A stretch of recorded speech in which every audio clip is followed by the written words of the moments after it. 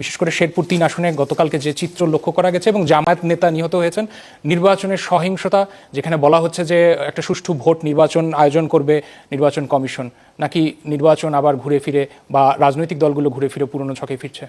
ইশতেহার পাঠ করা হবে, আমি যতদূর শুনেছি এটা ছিল সেই অনুষ্ঠান। প্রশ্ন হচ্ছে ইশতেহার পাঠ করা হবে, কে কাকে শোনাবে? শোনা তো উচিত জনগণের, কিন্তু সেখানে দলীয় কর্মীরা গিয়ে হাজির হয়েছেন সবাই, এবং তারা একেবারেই সামনের আসনগুলি নাকি সব দখল করে, প্রায় অধিকাংশ আসনই দখল করে ফেলেছিলেন। অন্যরা দেরিতে এসেছে এবং তারপরে তারা আসন পায়নি, এবং সেটা নিয়ে আমি যতদূর শুনেছি, মানে আমি পত্রিকা যা পড়েছি, সেটা নিয়ে সংঘাত শুরু হয়েছে। কিন্তু প্রশ্ন হচ্ছে যে ইশতেহার পাঠ যারা আয়োজন করেছেন তাদের কিন্তু একটা দায়িত্ব নিতে হবে। কেননা ইশতেহার পাঠের জন্য আপনি যদি ডাকেন তাহলে যথোপযুক্ত আসন বিন্যাস করতে হবে। যারা এসেছেন তাদেরকে শুরুতেই বলতে হবে যে এতগুলি আসন খালি রাখতে হবে, অন্যরা আসবেন, এবং মানে মর্যাদা অনুযায়ী, যার যার দলীয় মর্যাদা অনুযায়ী সামনের আসনগুলিতে বসাতে হবে। একটা সরকারি ব্যক্তি যদি কাউকে দাওয়াত দেন বা বলেন যে ইশতেহার পাঠ করা হবে, অথবা কোথাও যদি তারা উপস্থিত থাকেন, আয়োজক যদি তারা হয়ে থাকেন, তাহলে তারা খুব জানেন যে প্রোটোকল আসলে কি। তারা নিজেদের বেলা আসন বিন্যাস করতে পারেন, কিন্তু প্রতিদ্বন্দ্বী প্রার্থীগুলির মধ্যে সংঘাতের সম্ভাবনা আছে, এই ধরনের সিলি ঘটনা নিয়ে গণ্ডগোল অনেক দূর চলে যেতে পারে, এটা তাদের জানা থাকা উচিত। কিন্তু তারা সেইগুলির ব্যাপারে আসলে যথোপযুক্ত ব্যবস্থা নিয়েছেন বলে মনে হয় না, এবং তারা বিবাদ মেটাতেও সক্ষম হন নাই।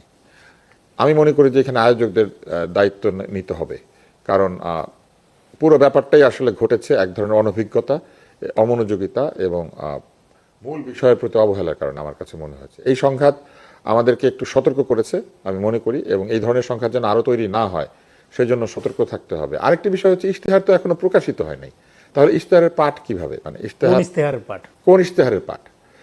আমি জানি যতদূর যে জোটের কোনো ইশতেহার নাই, এবং জামাত ইসলামেরও আলাদা করে কোনো ইশতেহার এখনো প্রকাশিত হয় নাই, বিএনপিরও ইশতেহার প্রকাশিত হয় নাই। তারা বলেছেন 1 তারিখে হয়তো হবে। কিছু কিছু রাজনৈতিক দলের হয়তো ইশতেহার আছে, যেটা আমি জানি না। মূল যে প্রতিদ্বন্দ্বী তাদের তো কোনো ইশতেহার আমরা হাতে পাই নাই, কিছু প্রতিশ্রুতি পেয়েছি, কিছু বক্তব্য পেয়েছি, তাহলে কোন ইশতেহার পাঠ করতে তাদেরকে দাওয়াত দেওয়া হয়েছিল এটাও কিন্তু আমি অন্তত বুঝি নাই। আমার কাছে মনে হয়েছে যে এইগুলি সবই অনভিজ্ঞতা, এবং এই যে অনভিজ্ঞতা, এই অনভিজ্ঞ ব্যক্তিদের দিয়ে ইতিহাসের শ্রেষ্ঠ নির্বাচন, এটা মৌখিকভাবে হয়তো প্রমাণ করা যাবে, কিন্তু ইতিহাসের শ্রেষ্ঠ নির্বাচন এটা শুরুতেই ক্ষতিগ্রস্ত হয়েছে। একজন প্রমিনেন্ট প্রার্থী, জুলাই আন্দোলনের একজন শক্তিশালী চেহারা, যিনি জুলাই আন্দোলনের পরে বেশি জনপ্রিয় হয়েছেন, এমন একজন ব্যক্তি নিহত হয়েছেন। তো এটা কি করে শ্রেষ্ঠ একটি নির্বাচন হয় যেখানে শুরুই হয়েছে হত্যার মধ্যে দিয়ে? তারপরে যদি বলা হয় যে না, নির্বাচনের দিন হয়তো এমন একটা নির্বাচন আমরা দেখব, এরকম নির্বাচন কখনো হয় নাই, তাহলে আমাদের অপেক্ষা করতে হবে নির্বাচনের দিন পর্যন্ত। অনেক ধন্যবাদ। রেজাউল করিম রনি, আপনি কি মনে করছেন নির্বাচন কমিশনের জন্য এটা কতটা চ্যালেঞ্জিং হতে পারে? বিশেষ করে একটা ব্যাপার হচ্ছে যে প্রত্যেকে রাজনৈতিক মঞ্চ থেকে প্রতিশ্রুতি দিচ্ছেন, যেটা জনাব আব্দুল তুষার বলছিলেন, কিন্তু প্রতিশ্রুতি আর প্রতিশ্রুতির মধ্যে সীমাবদ্ধ নাই। আমরা লক্ষ্য করছি যে এখানে পারস্পরিক আক্রমণাত্মক নানা ভাষারও ব্যবহার হচ্ছে, এবং একরকম বলা যায় যে মারমুখী আচরণ আমরা লক্ষ্য করছি রাজনৈতিক দলগুলোর মধ্যে। সেই বাস্তবতা সামনে রেখে ধন্যবাদ নির্বাচন কি? ধন্যবাদ, আপনার পয়েন্ট খুবই গুরুত্বপূর্ণ প্রশ্ন রেখেছেন, এবং যারা আমাদেরকে শুনছেন সবাইকে আমার সালাম এবং কৃতজ্ঞতা।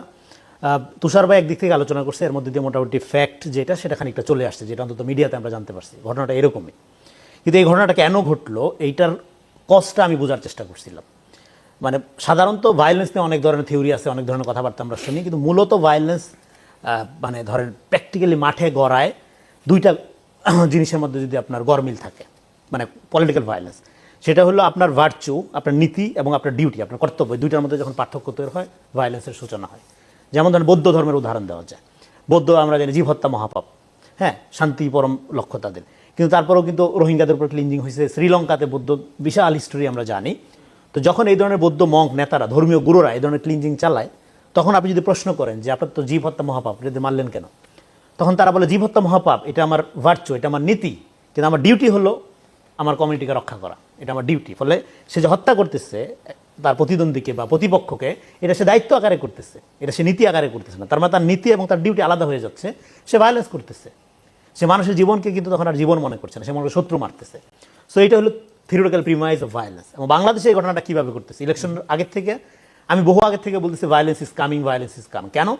কারণ সোশ্যাল মিডিয়াতে আপনি যখন ফলস ন্যারেটিভ তৈরি করছেন, আপনি যখন লক্ষ লক্ষ বট আইডি, বট সেলিব্রিটি, মানে হাজার হাজার পেজের মধ্য দিয়ে আপনি যতখানি শক্তিশালী না তার চেয়ে অনেক বেশি শক্তিশালী হিসেবে আপনার সমর্থকদের মধ্যে একটা বার্তা পৌঁছাচ্ছেন, এবং মাঠে আপনার প্রতিদ্বন্দ্বীদের বক্তব্যগুলোকে টুইস্ট করে সত্যের সাথে মিথ্যা জোড়াই দেওয়া, সত্য না মিথ্যা না, পলিটিক্যাল ট্রুথ, রাজনৈতিক সত্য, যেটা মিথ্যার চেয়ে ভয়ঙ্কর উৎপাদন করছেন, ফলে আপনার যারা সমর্থক তারা বাই নেচার ফ্যানাটিক হয়ে উঠছে। এবার ওরা যখন মাঠে যাচ্ছে তাদের ইমাজিনেশনের মধ্যে তো তারা মানে ধরেন আপনার এই মিথিক্যালি বা ধরেন হাইপ অনুযায়ী তারাই সবচেয়ে শক্তিশালী, তাদের প্রতিদ্বন্দ্বী আর কেউ নেই, তারাই সবচেয়ে সাচ্চা, তারাই জুলাই, তারাই আপনার সবচেয়ে সৎ লোক, তারাই সবচেয়ে মহান, তারাই সবচেয়ে ডেডিকেটেড, তারাই চুজেন পিপল। হ্যাঁ, এরকমভাবে যখন আপনি ন্যারেটিভ তৈরি করেন, তো মাঠে যেয়ে দেখা গেল নো, প্রতিদ্বন্দ্বী মাঠে অনেক শক্তিশালী, প্রতিদ্বন্দ্বীর দখলে মাঠ। এবার আপনি যখন তাকে অ্যাটাক করতে গেলেন, যেমন আপনি চেয়ার দখল করে বসে রইলেন, প্রশাসনের যারা আয়োজক তারা বললো যে আপনারা ভাগ করে সমান সমান ভাগ করে বসেন চেয়ার। আগে গেছেন তাতে কি দুই দলই যেহেতু একসাথে যাবেন, উনি বললো তারা মনে করলো যে না আমরা তো ছাড়বো না সিট, সামনের দিকে আমাদের বসতে হবে। কিন্তু মাঠে তো আপনার ওই শক্তি নাই, সামনের দিকে আপনি কেন বসবেন?